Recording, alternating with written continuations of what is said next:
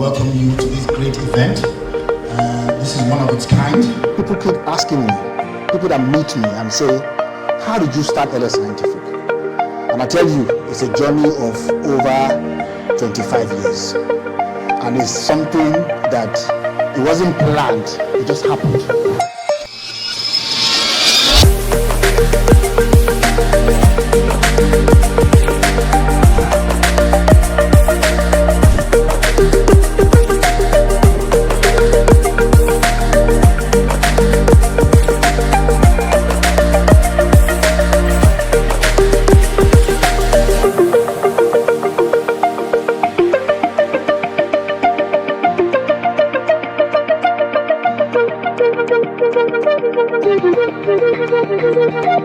Thank you.